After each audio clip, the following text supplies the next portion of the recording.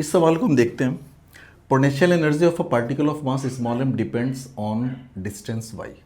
कह रहा है कि जो पोटेंशियल एनर्जी है पार्टिकल की, जो मास m का है, ये इस y डिस्टेंस पर डिपेंड कर रहा है। मतलब डिफरेंट डिफरेंट y के लिए जो पोटेंशियल एनर्जी वो अलग अलग है। और इसने बोल भी रखा है फ्रॉम ए बी, यानी जो y डिस्टेंस मेज़र किया गया वो ए बी लाइन से मेज़र किया गया। ए बी के बीच की डिस्टेंस 2 है, यहाँ पे दिया हुआ है।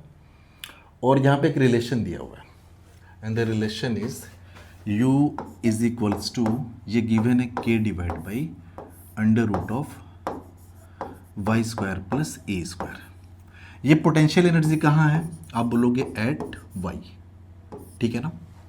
ये y पे ये पोटेंशियल एनर्जी दी हुई है।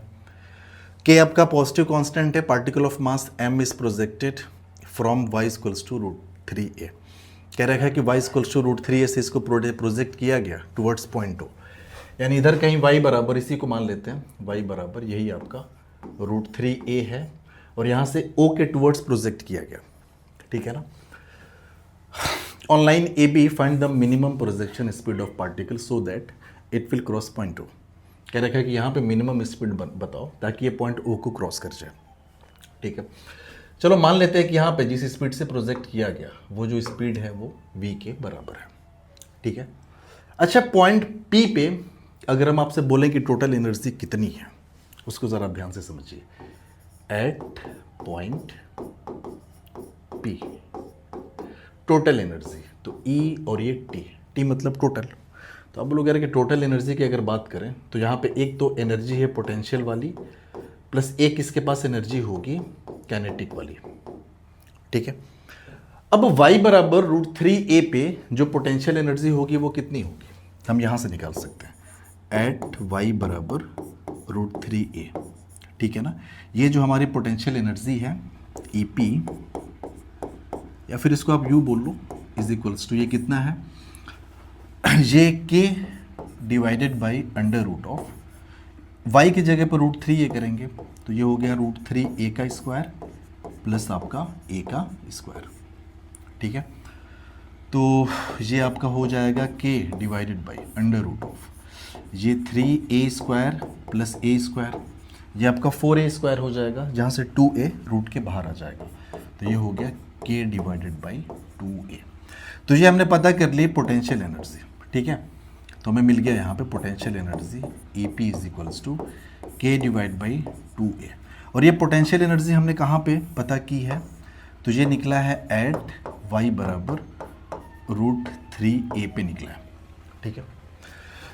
तो यहाँ पे पोटेंशियल एनर्जी क्या वैल्यू रख दीजिए, आप बोलोगे ये हो जाएगा k अपॉन 2a, ये आपका होगा पोटेंशियल एनर्जी, प्लस यहाँ पे काइनेटिक एनर्जी हो जाएगा हाफ m, मास इसका m है ना, और ये हो जाएगा स्पीड का स्क्वायर, तो mv स्क्वायर, ये हो गया टोटल एनर्जी, ठीक है।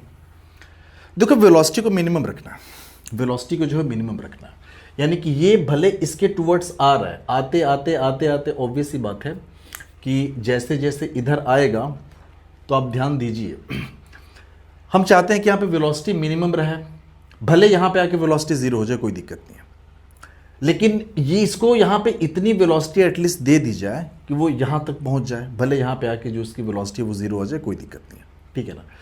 तो एट पॉइंट O की अगर हम बात करें, एट पॉइंट O, जब ये पॉइंट O पे पहुँच चुका होगा, ठीक है, एट पॉइंट O के लिए y की वैल्यू क्या है, अब बोलोगे y की वैल्यू जीरो है, क्योंकि y हम यहीं से मेजर कर रहे हैं ना। तो पॉइंट O पे जो पोटेंशियल एनर्जी होगी वो कितनी हो जाएगी, ठीक है।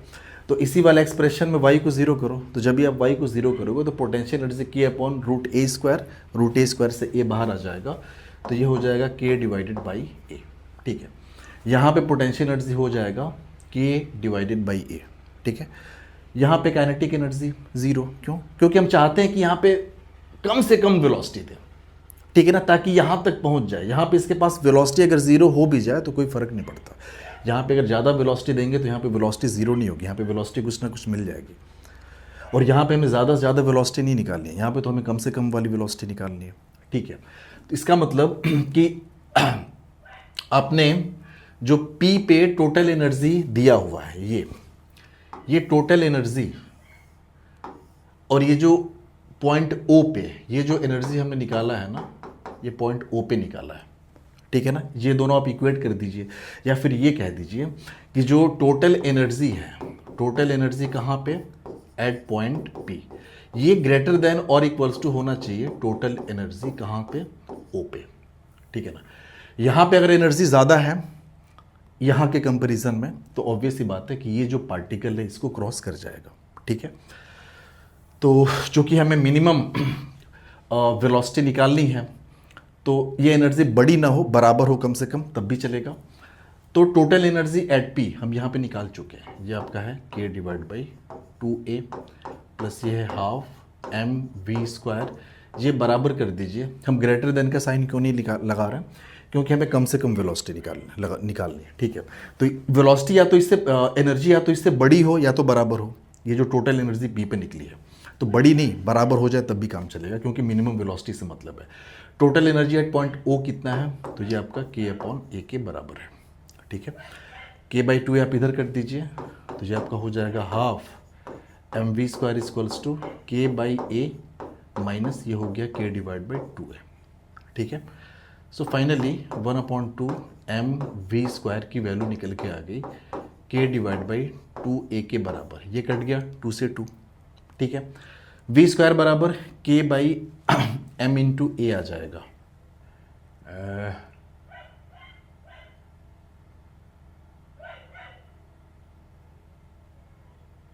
ठीक है, तो यहाँ से आपका हो जाएगा M V square equals to K upon ए।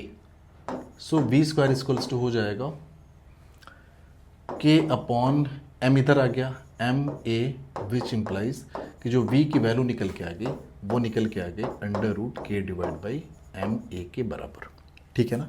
तो ये जो वेलोसिटी निकली है ये एटलीस्ट मिनिमम इतनी कम से कम होनी चाहिए वहाँ पे। तो इस v को आप लिख सकते हो कि ये जो v है ना, ये मिनिमम है, और ये मिनिमम स्पीड कितनी होनी चाहिए, जो के अपॉन एम इंटू ए के बराबर होनी चाहिए। इससे ज़्यादा स्पीड हो तब तो वो क्रॉस कर ही जाएगा, लेकिन कम से कम इतनी होनी चाहिए। अगर इससे ज़्यादा स्पीड आप रखेंगे ना यहाँ पे, यानी y बराबर √3a पे इससे ज़्यादा स्पीड रखेंगे, तो यहाँ पे फिर स्पीड ज़ीरो नहीं होगी, यहाँ पे भी स्पीड कुछ ना कुछ होगी, और यहाँ पे कुछ ना कुछ काइनेटिक एनर्जी भी निकल के आएगी, ठीक है। हमें तो बस यहाँ पे मिनिमम निकालना था, सो हमने निकाल लिया।